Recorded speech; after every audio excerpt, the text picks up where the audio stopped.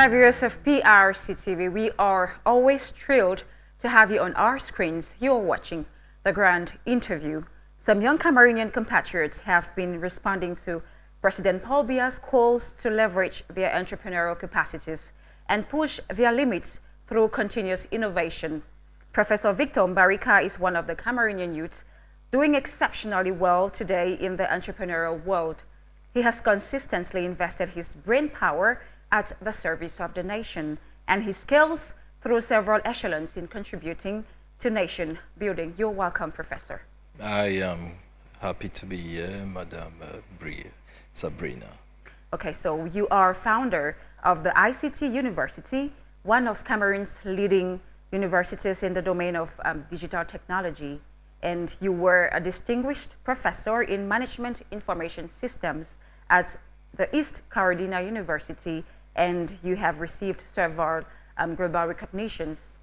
Besides that, you are a dedicated philanthropist, and in 2024, through a memorandum of understanding, a deal was signed at the ICT University to boost the social vaccine program of the First Lady of Cameroon, Mrs. Chantal Biya.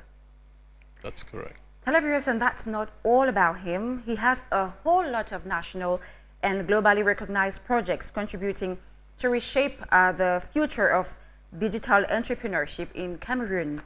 We will be discussing his role in some of these projects, concrete accomplishments, actions with international partners, the results and impact of these projects on Cameroonians, and lastly, we will talk about efforts done in the domain of cybersecurity. And so without wasting much time, first things first, we'll begin with actuality. You were received by the Prime Minister, Head of Government, a few days ago, Dr. Joseph Dion Gute, for having opened the Department of Digital Agriculture at the ICT University. Please tell us more about the project. Yes, we were really honored to be received by the Head of Government, Chief Dr. Dion Gute.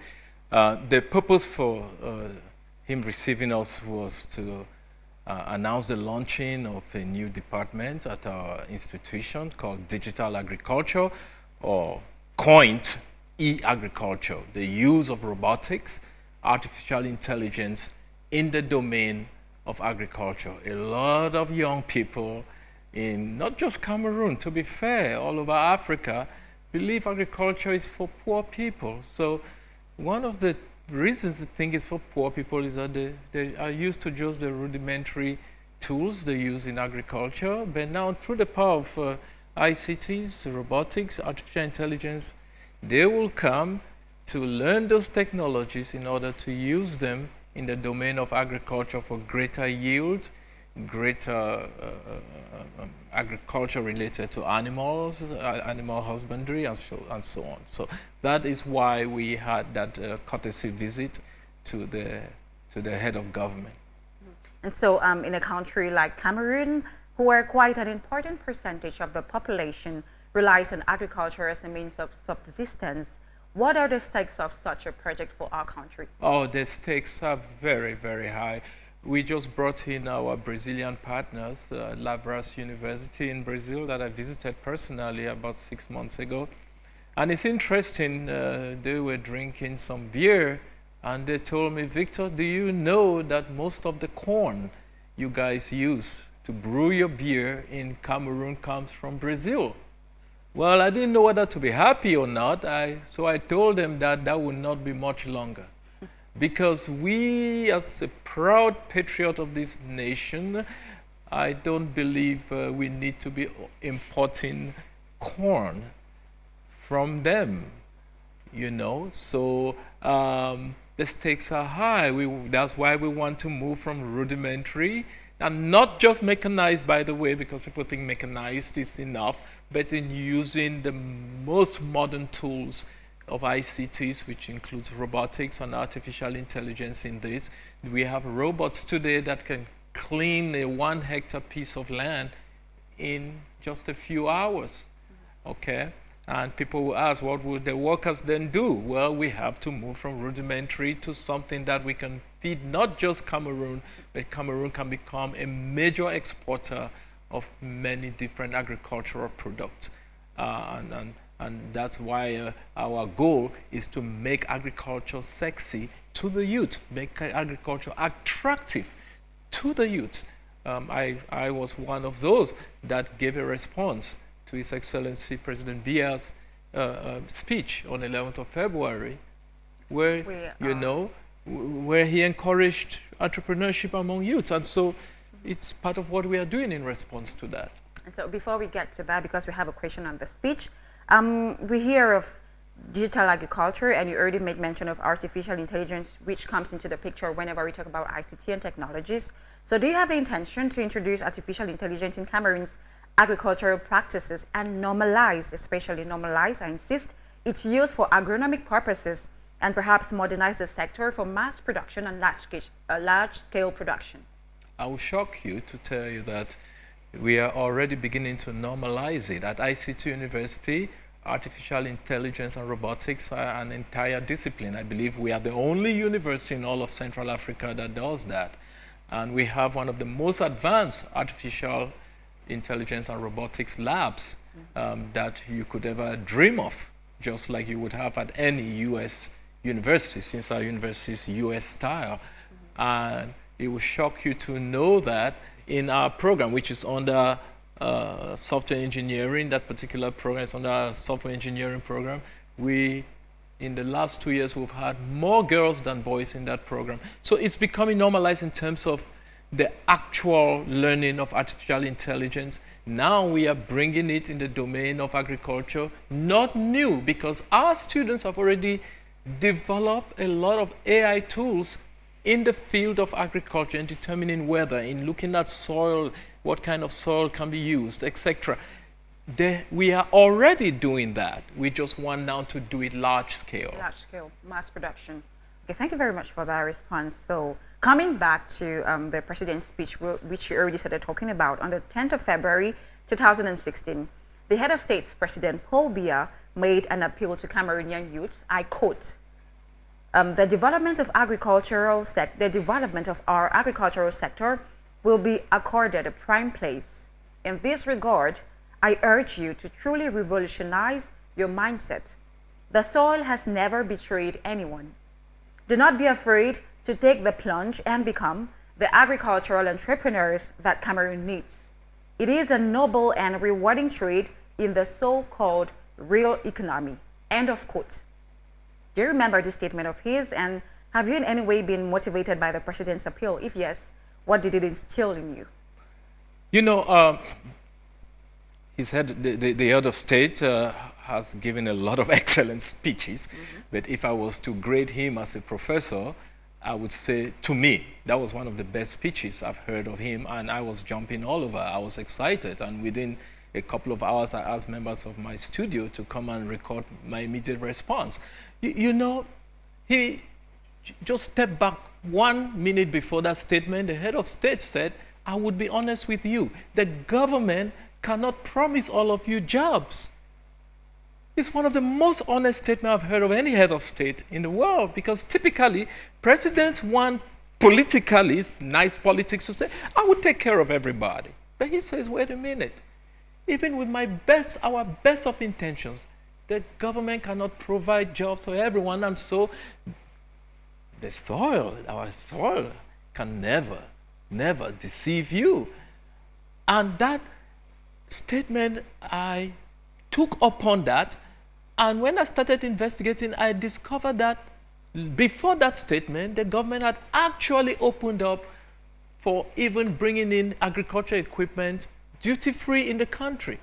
As a businessman, that is an amazing opportunity. Where do you get it, where you just getting your agricultural products for large-scale production duty-free? Cameroon has it. So all my interviews now have been bragging about my beloved country for this. So now young people will have the opportunity to use some modern ICT tools to become their own agricultural entrepreneurs and be able to build something out of their lives instead of depending on government. No government in the world has all the resources needed to give jobs to people. Not even, it's a very small percentage of jobs that can be tied to the government. And that's why most of our students that graduate, they have no intention of getting jobs from people. They create their own jobs You will not, and I'm challenging anyone, you will hardly hear of any graduate from ICT University saying they're on the streets without jobs. Because of this type of initiatives, the head of state has opened up for universities like ours to take advantage of and train students to come out and be able to establish. We have students that have great agricultural businesses. They were presenting these businesses in front of our Brazilian partners the other day. Real thing, making money.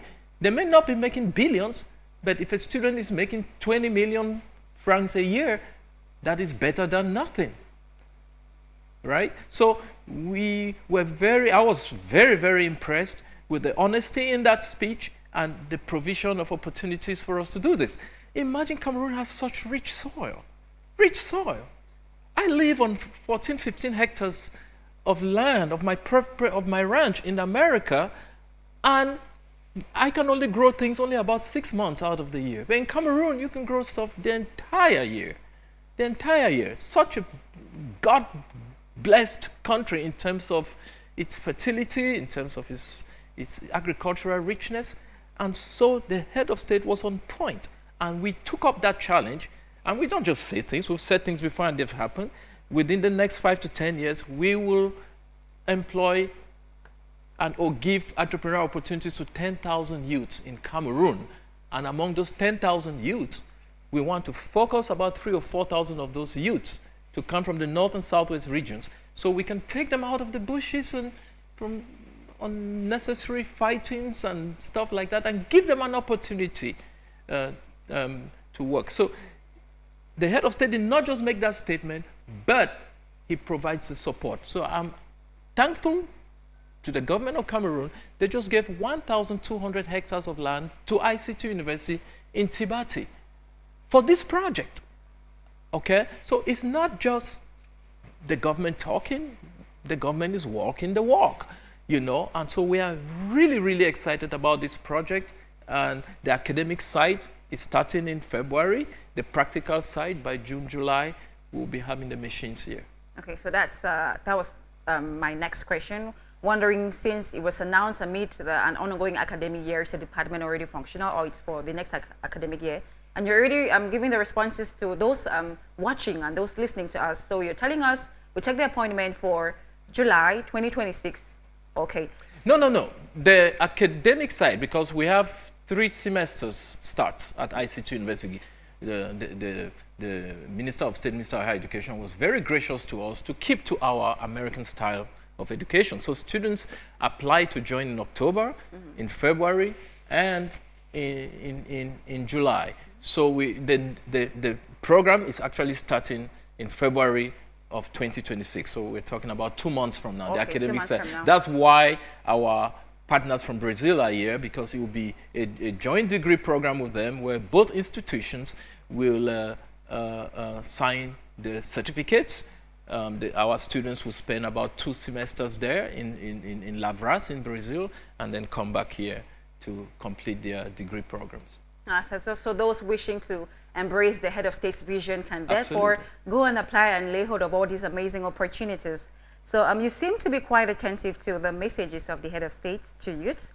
President Paul Biya said it is the septenate of youth and women. How do you intend to make youth and women in particular more involved in your projects? You know, let me shock you by, I was somewhere on a show, one TV station here in Cameroon, I don't remember which one, and one person was criticizing that women are not involved in ICTs in Cameroon, they are not involved. That is far from the truth. The head of the Ministry of Telecom, Madame Libom, is a woman. The head of Camtel is a woman. One of the greatest users of ICTs in banking is my good friend, Gwendoline Abuno, who is the Director General of EcoBank. I mean, women are involved, like I just told you, at ICT University.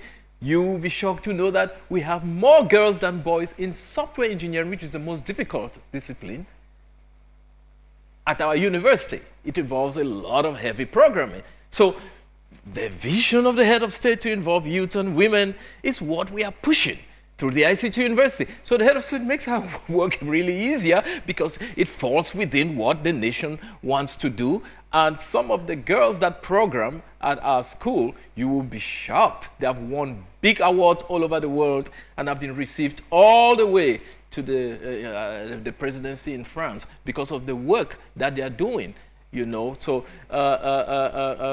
we are 100% behind this vision of involving girls and women and youth in ICTs. But I want to be realistic in answering what you're asking. Is that it's not something for the future. It is already happening. Cameroon is one of the most exemplary countries in involving girls in ICTs. It's just that as Africans, we always want to be negative. We always want to say there is not enough. We always want to say, instead of saying we need more, we always want to say there's not enough. Women are already in this. It's not a future thing, for at least not for Cameroon. Okay, so in line with the statements you just made, you made a number of affirmations. You're embracing the head of state's vision to make women, in particular, more involved. So has the thought of appointing a woman to lead the new department of digital agriculture you're just launching, you announced it's opening at the university, crossed your mind? Have you thought of having a woman, a lady, lead that new department you just opened? Has it crossed your mind? Well, right now the leader of that department is Professor Charles Awono, who used to be the Director General of Cameroon's MIT, which is Polytechnique Yaoundé, who is a highly respected scholar. But on his team, we have several women involved, like Madame Beatrice Ngum. That is really, honestly, if she had a PhD, she would lead it. But you know, I don't want to make my boss Professor Jacques Famendongo feel bad to put a head of department that does not have a PhD. There are women that are really involved in ICTs in agriculture, and like I said, some of the robots built have been built by young girls that are about between 20 and 22. They are still to do their PhDs, and we will be bringing them to hold this type of positions eventually. I know so, like social media always want to say, hey, get young people, and we have young people at ICT University. Most of our staff are 30 years or below. But to be the head of an academic unit, you need some experience, because it's not just being technical. You need to know how to handle people, handle a department. So we are getting there. We are training the young ladies that will get to that point. But guess what? If you know some lady that's already very strong in ICTs and agriculture, I'll be glad to discuss with Professor Tonier, who is the Vice Chancellor, and Professor Awono, who is the Vice President. And we will get them. So it's a job opening I'm giving to you, but you're already working at PRC TV. So. Anyway, we have a lot of amazing and talented women out there who would love and would definitely qualify to grab the opportunity you just open up for them.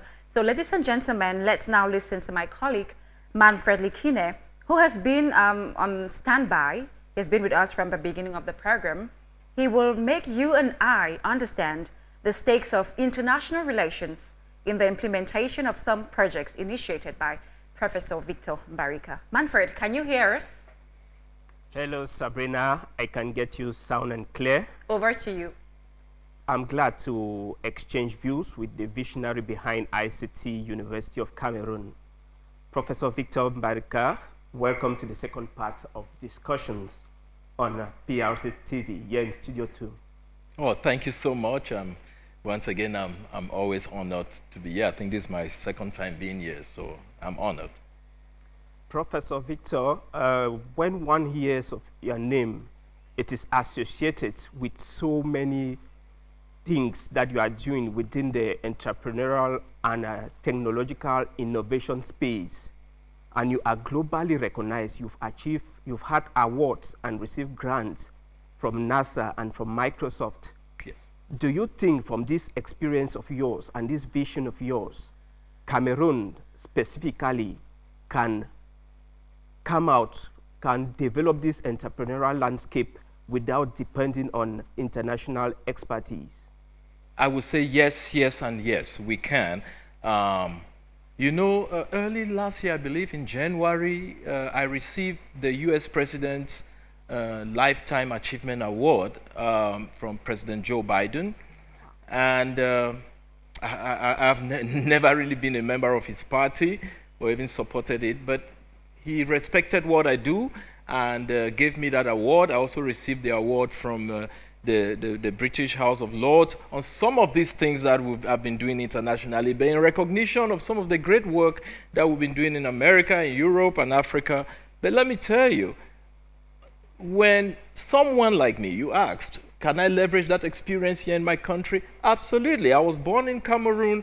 I am beneficiary of free Cameroon education all the way to secondary school. And then my parents sent me out of the country at a very young age. So I've spent more of my time in America than in Cameroon. And there is nothing like home. So when I come here, I just want to do whatever it takes to remove the negativity a lot of people have about our country, the minority of people have about our country, but they are the loudest noises on social media. Meanwhile, a lot of great things are happening here. So am I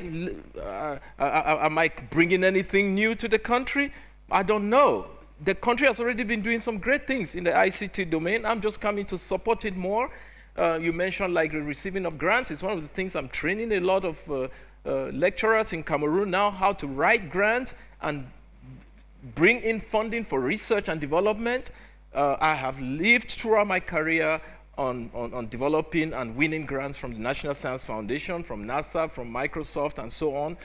These are the type of things I am bringing to encourage the higher education domain in Cameroon, because I don't care how rich the government is. The government cannot afford all the wonderful research and interesting research university lecturers would like to do. So you supplement that by going out to get grants in different domains. So yes, these my experiences I've had internationally, I am bringing them consistently, but not just the experience, I'm bringing my own money. Like this digital agriculture project, I decided as part of my investment in the country to pump 5 billion francs into the project because I believe in this nation, and I will be just happiest when we have those 10,000 young people owning 10,000 businesses and employing people to work for them.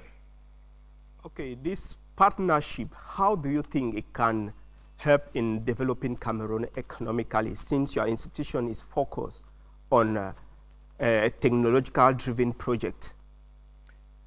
You know, we are working with this Brazilian group, Lavras University, one of the best in the world when it comes to agriculture, hands down. They are really good at what they do. Remember, I'm not a professor of agriculture, but some of the things I've admired that they do, and I went and visited them 6 months ago in Brazil, they have done it in such a way that with a very small space of land, you can get higher crop yields. These are the technologies we want to bring in order to not necessarily need thousands and thousands of hectares to do things. They are involved, this particular university is involved with Sode Coton in the north, and they are helping Sode Coton to be able to have more cotton per hectare. You know, these are the type of things we are working with them to bring some of the technologies they're already using, so we don't have to reinvent the wheel. What I am agreeing with them, what I am telling them is that we are not poor people in Cameroon. We are not begging them to bring money. I even told the ambassador, the Brazilian ambassador to Cameroon, I said, madam, I don't need your money.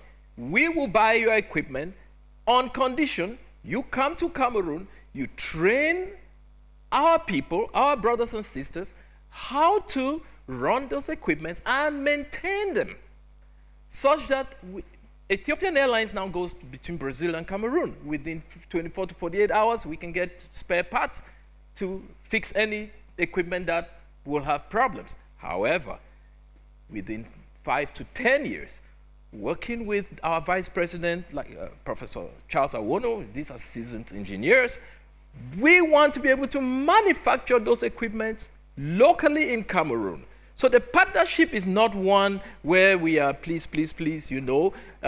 Our IT students are even much more powerful than some of their own IT students. We are just bringing the agricultural aspects to merge with ICTs. So that is what the partnership is, a win-win partnership. Some of their students will come to learn from Cameroon, just like Cameroonian students will go there to learn. One of the biggest things I think I've accomplished in our African institutions where I've established ICT University is the fact that we have many people studying from US, from Europe, and they come here to graduate. Cameroon becomes their own abroad. So yeah, this partnership with the Brazilian group is a win-win partnership. Okay, if you are comfortable, Professor Victor Mbarika, I would like to get insights of some of this partnership you have with some of these foreign partners who work with you. Yes. And it leads me to my second part of the question. Are you also partnering with locals, those we have here in Cameroon? Oh, absolutely, absolutely. We are working with a lot. I mean, our projects first of all are run by Cameroonians. I mean, again, led by the famous Professor Charles Awono. So he has told me a number of villages he's negotiating with where we can acquire land and in return give scholarships to young people coming from those villages. So we're working with village chiefs and so on. We are working with local agriculture experts. Of course, the number one is University of Chang, which is becoming our new academic mentor. And Professor Namfoso, who is the Vice Chancellor there, I just had lunch with him 2 days ago. University of Chang is already doing some amazing work. So they are our closest partner. He even told me 2 days ago that he would get a team to travel with us to Tibati to look at where we'll be launching the project. We'll have houses there built for the workers, good ones, comfortable ones, not just some carabot stuff because they are farmers. We want to do some modern stuff. The Vice Chancellor of University of Chang, extremely dynamic man. I love him. I respect him so much. He's working closely with us to ensure that these things, although we have foreign partners, we do them within the realities of Cameroon and within the realities of Sub-Saharan Africa. So there will be our official government mentoring institution for this project. The government has been pushing forward for public-private partnership in the training of Cameroonians. And today you are doing a marvelous job in this domain. Are you proud of where you are actually within this partnership that the government is promoting? Absolutely. See, when I started a lot of my projects in Cameroon, I hardly knew anyone. I have eventually, through my projects and so on, come to know some folks, some highly placed people in the government. And I am not saying this lightly, and this is kind of my message to some of my brothers and sisters in the diaspora that think so negatively of our country. We have hardly asked for anything that the government has not provided. Let me tell you where the government has been very helpful. You know, the President of the Republic has very good intentions, but let's face it, Manfred, you know there are individuals working in the government that have no desire to see this country succeed, regardless of the efforts of the head of state. Well, when such people start troubling me, that's where the government comes in. I just go nicely and talk to who I have to talk to, that, hey, this person is giving us some trouble. They make some phone calls and they rectify the issues. And these are not many people. These are just a few bad apples in the government that should not be there, but somehow they found themselves there. And it's a reality. And I'm not the only one saying, even the head of state in several speeches have said he's going to deal with people that are fraudulent or that are destroying this nation. So there are people in government that are bad for the development of the country. I'm even dealing with a situation right now, and some of them will threaten you, like, I know people in high places, and so someone even threatened to destroy ICT university. Someone from one of the biggest named government universities in the country threatened. And I told him he should go to hell because he cannot do it. ICT University is not just a university. It's a dream. It's a project that will live beyond everyone that is alive today because we know our country needs technology. We know our country needs to be developed. So I'm just trying to be realistic. We've had real tremendous government support from the highest places, but just some bad apples that try to destroy stuff. I'll give you an example. The head of state gave a government technical school in Zangtabi. Zangtabi is my village. Unfortunately, I have not traveled much. I'm from the northwest region, but I don't know the region well.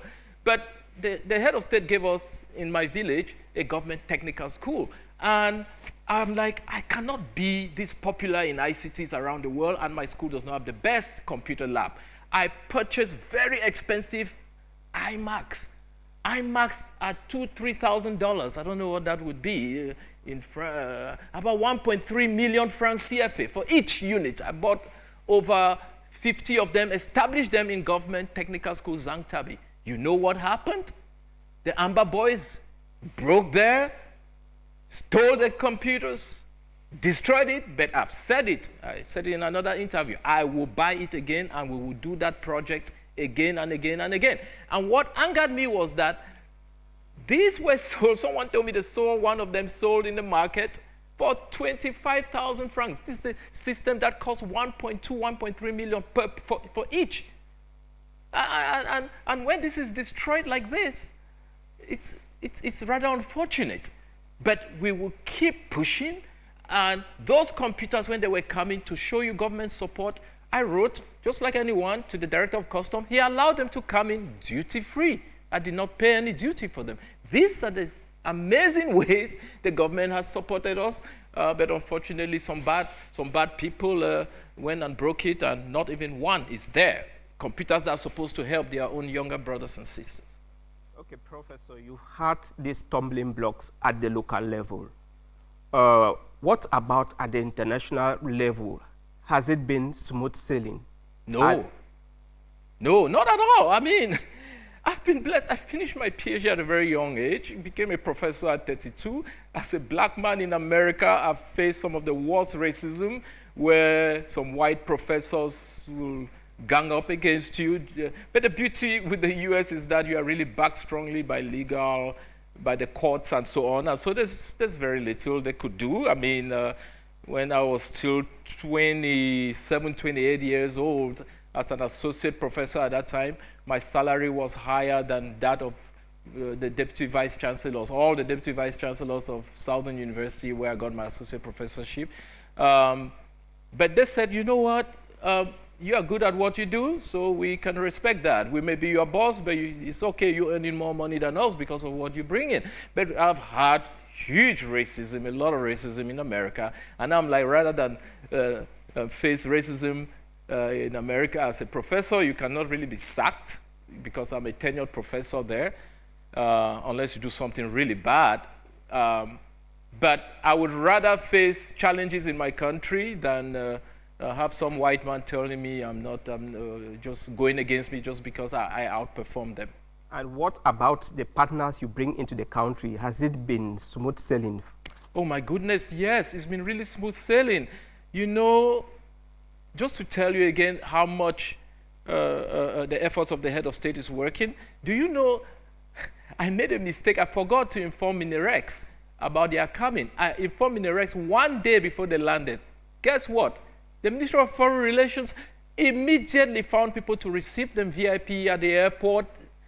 They got into the country with no problem. They gave them VIP, wait room, and so on. And They've been fine. We went somewhere and we were eating poisson braisé. I got sick, but they are not sick. They are fine. In fact, they are in Chang right now, coming back, and they've been having a great time. So yes, it's smooth sailing, and they have seen how much our government is in support of them. They've been received by the Prime Minister, by the Minister of Agriculture. I mean, they've been received in several places, and they are so happy with the way the hospitality of Cameroon, and one of them screamed that he knows the name of Cameroon is Le Continent. I was so excited. Anyway, I know I digress. But they're enjoying their time. They're having a good time here, and I'm happy. Thank you, Professor, for sharing your insight with us here in Studio 2. The insight will really help those Cameroonians who are out there to push them to be able to do something for the country. Sure, I appreciate that. Sabrainna and G, from my team and I, it's goodbye. See you next in the next edition of the program. Goodbye, Manfred. Thank you very much for your contribution. See you around.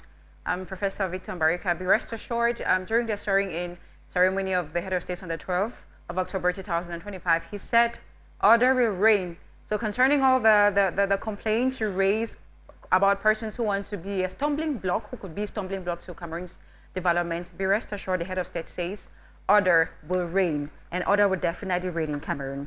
So viewers, we are going to get into the next part of our program.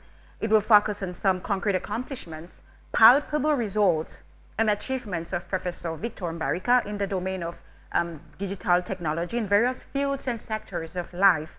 Let's look at this after this short break.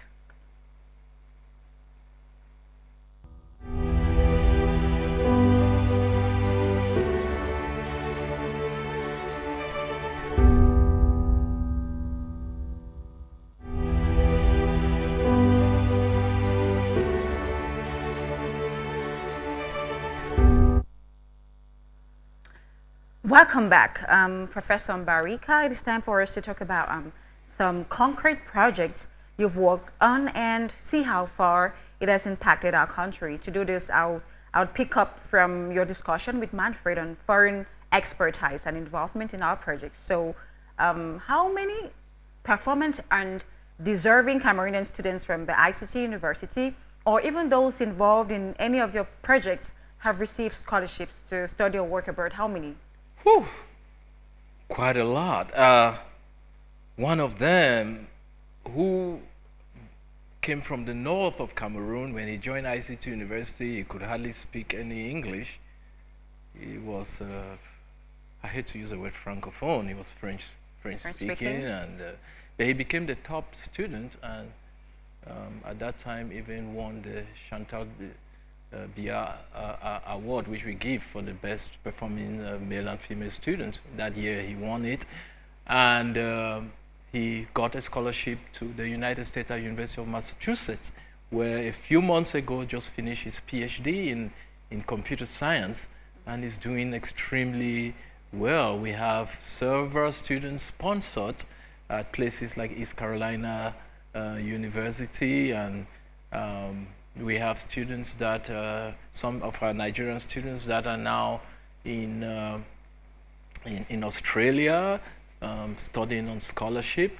But besides those that are even just studying on scholarship, talk about those that have had great businesses established, have had great jobs. For example, our PhD students from Makerere University, almost all the department heads and deans in Makerere University Business School are PhD holders from ICT University in Cameroon. So they're doing very well. Could you give us clear figures? Like, we have 200 of them. Is it possible for us to have to quantify? No. You could say maybe we've sent 300 students for scholarships. Do you have clear figures on that? Well, I don't know if you're asking about just ICT University Cameroon, or ICT University in general. And all the other projects you've been working on. Wow. We've... because if you include our project in India, our digital literacy project in India. Cameroonians in particular, we want to know about just Cameroonians. I would say at least 600 Cameroonians around the world. Because you said scholarship, not all of them are out on scholarship, but at least 600 are out on scholarship. But we have thousands that have graduated and did not necessarily continue school, but went into other domains. So talking about concrete projects, in 2024, you had a memorandum of understanding to enable the ICT University use its ICT expertise to boost the social vaccine program of the First Lady of Cameroon, Mrs. Chantal Biya. So what was this project all about? Yeah, it's one of our most exciting projects. Madame Chantal Biya is the mother of Cameroon, and we look up to her very much. And so they had contacted our institution to see what measures we can take to assist. And in fact, I believe my PA is here, but I think it's 4 weeks ago, they were even on campus. We were even beneficiaries from it because they did the HIV testing on our campus and told us nobody came out with HIV. So we were happy that our university is clean. And I think they said one person had hepatitis B or something.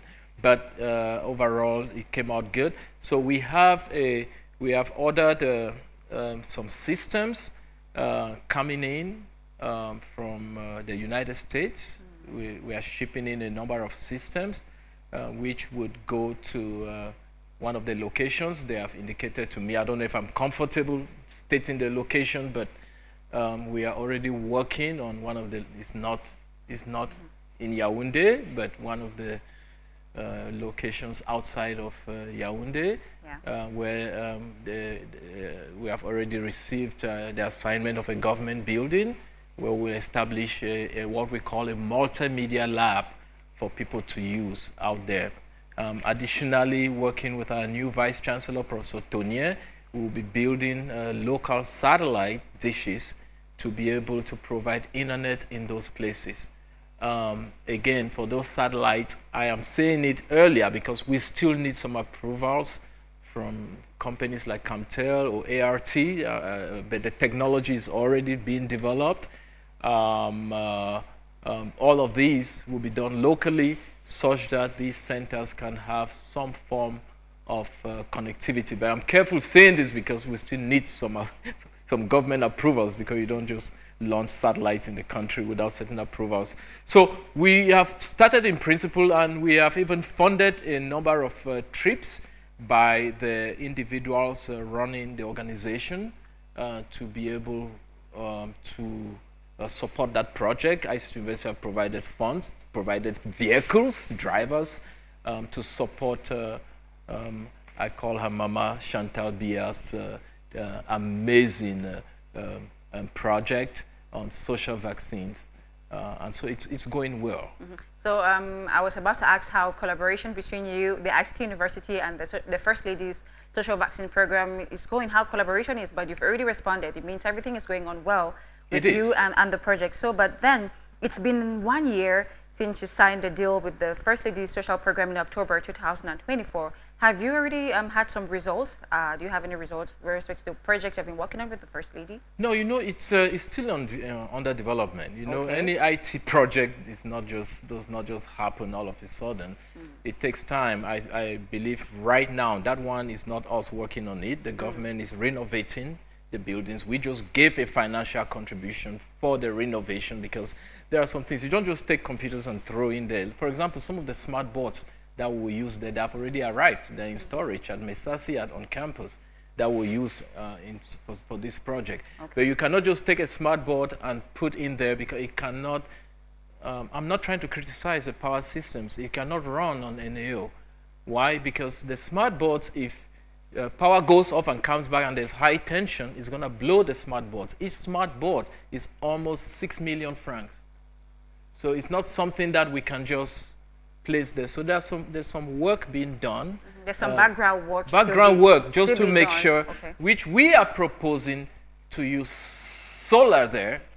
Please, this is not criticizing NAO, okay? NAO does the best it can for a country. The country is growing. So, I mean, they are doing the best they can. Maybe that's where your expertise will help come in. But I'm careful saying this because we are trying to bring in now certain technologies for those centers that would not have to fully depend on NAO. ICT University has no control on the future of NAO, but we have control over the type of technologies. We are working on bringing what they call mini dams, micro dams, where any of these institutions around any waterway, like even a small stream, can provide power to a couple of these buildings. So a lot of the things are still work in progress, and have me for another interview maybe in 6 months to a year. I think there will be some more visible results. But our life is easier because, hey, the First Lady loves what she does, and she's backing this, and it makes our lives easier.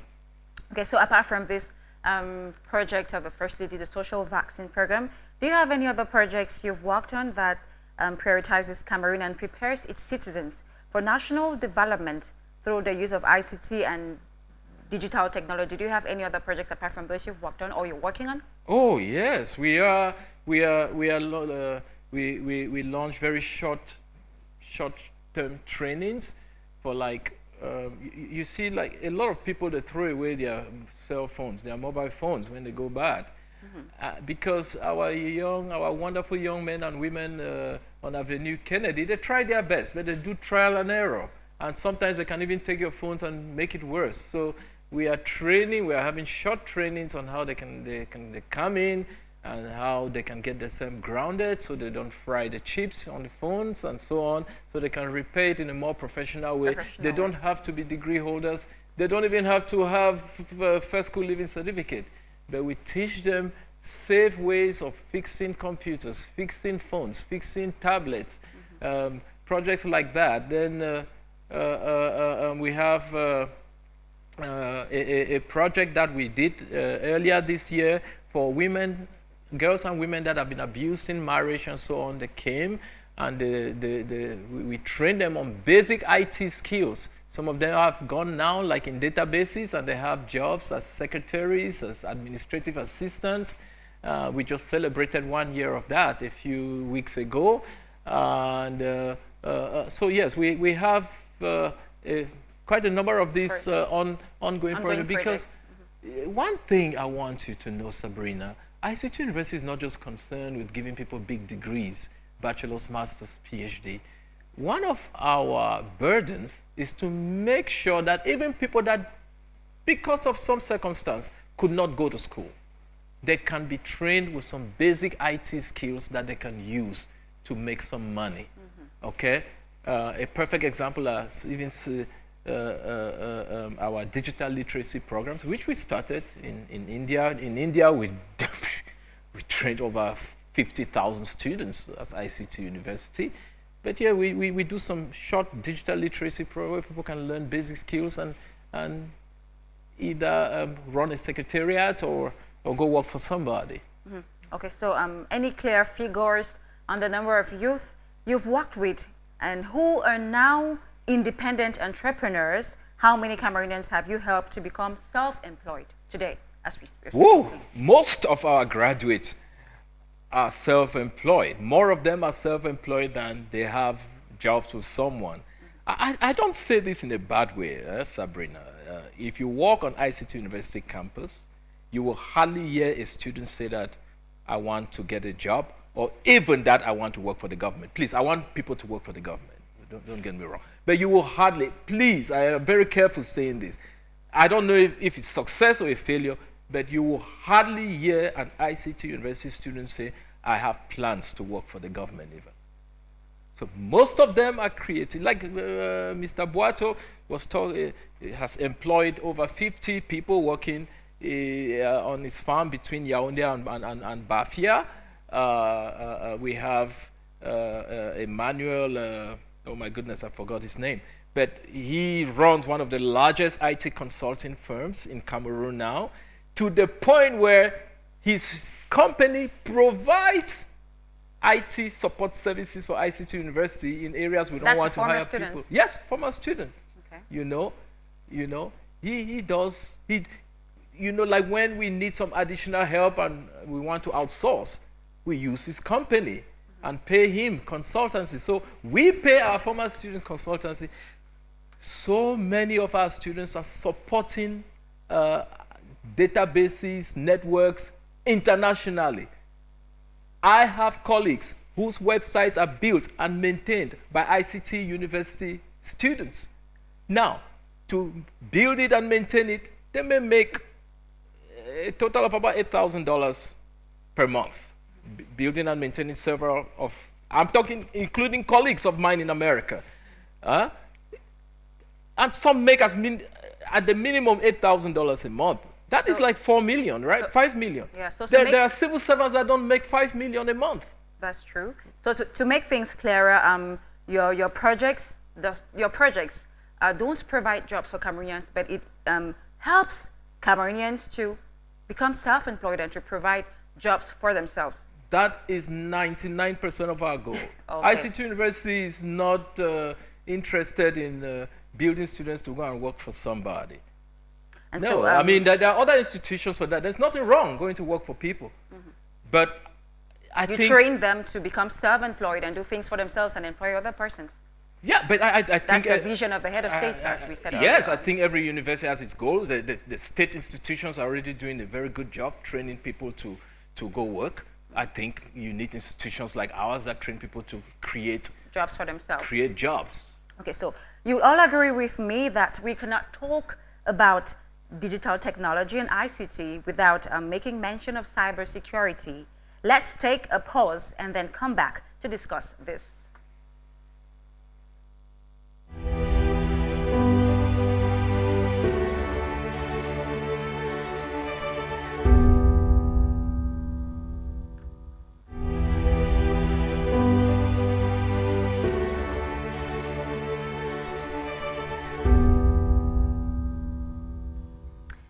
Welcome back, ladies and gentlemen. Right now, we are going to talk about cybersecurity. So, Professor Mbarika, please tell our viewers what cybersecurity is and what you have been up to as far as cybersecurity is concerned. You see, the internet is called the network of networks. So imagine the internet like a web, like an amalgamation of multiple billions of networks. So in that, you have data passing from left to right. Who controls that data? Who sees it? How do they use it? So today, there are some bad hombres, some bad boys and girls whose job is just to go in and steal data, block your system, ask you to pay in bitcoins. So you have to protect your data. Data protection becomes very, very important. And unfortunately, in most African countries, I'm not talking about Cameroon, data protection is very poor. It will shock you to know. We are being candid. I've had people from my team test some of the networks of some of the government ministries.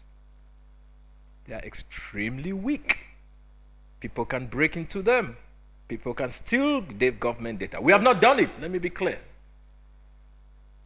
They're extremely weak in terms of protection of outside intruders into its systems. Same thing with many companies in Cameroon. Very vulnerable to attacks. So you go to a government ministry, you will see police, gendarmes, military protecting the building and so on.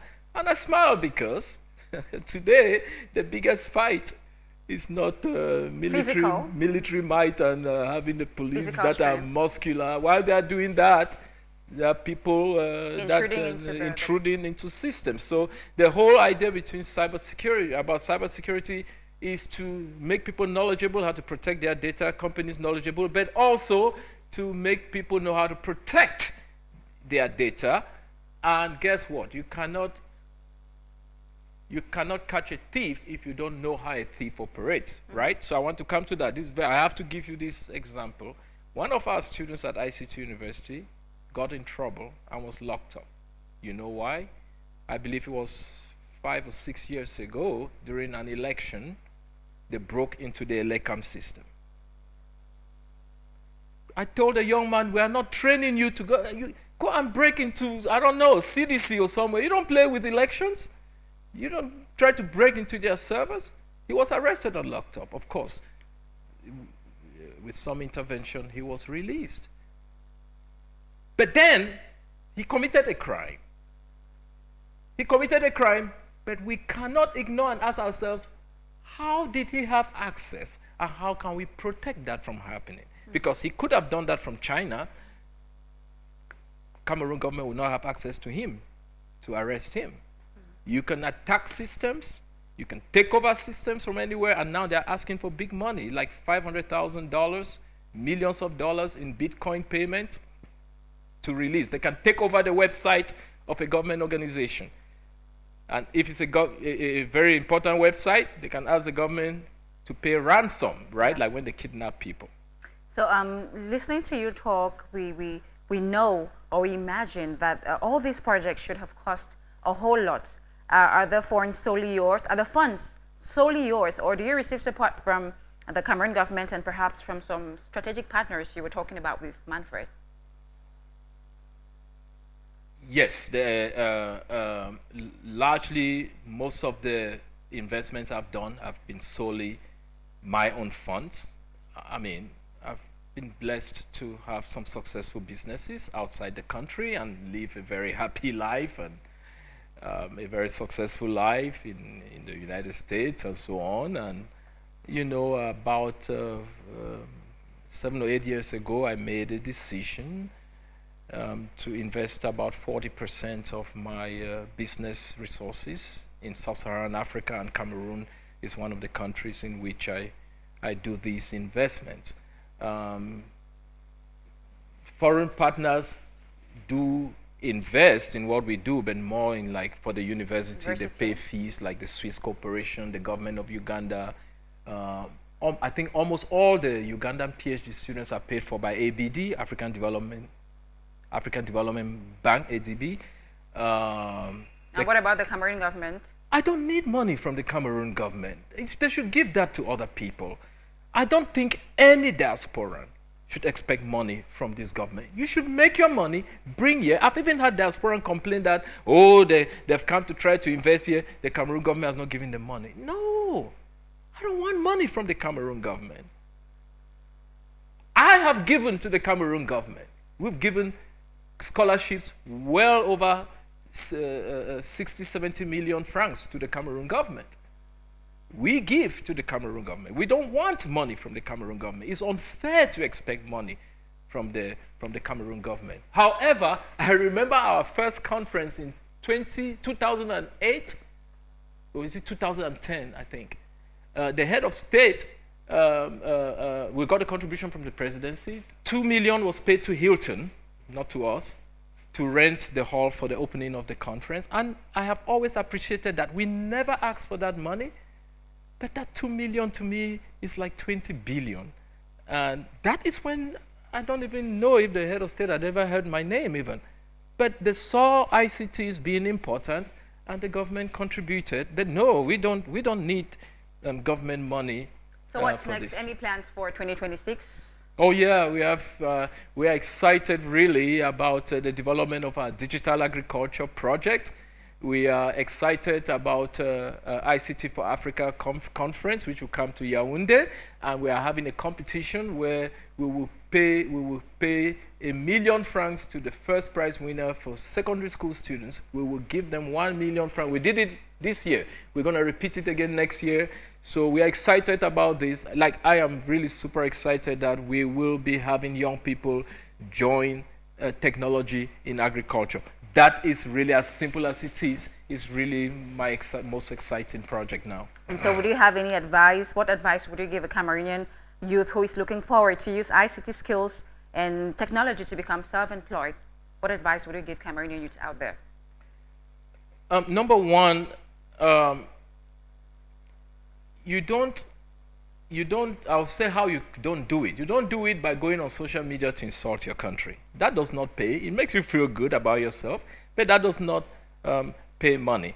Now, ICTs, it's not like when I started doing this in the university. Back then, if you just had general ICT skills, you had good jobs, you had good businesses. Now, any young people learning ICT should learn it connected to a particular domain.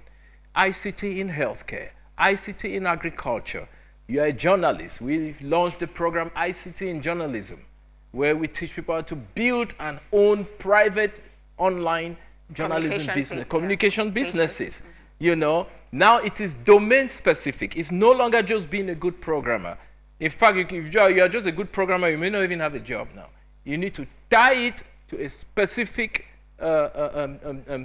domain of interest. But in this domain, training is good. I encourage young people to get into the ICT field. It's a well-paying field. It's what has, by the grace of God, given the comfort I live in the US, thanks to the ICT domain, that right now, where I live in the US, I probably have one of the top 5 most expensive houses. I'm not saying this to brag, but I'm an African living in America, and I can live such a life in America, and hopefully I will come and live like that too in Cameroon one day. Yeah, by God's grace. So televiewers, you've followed us from the beginning of the program.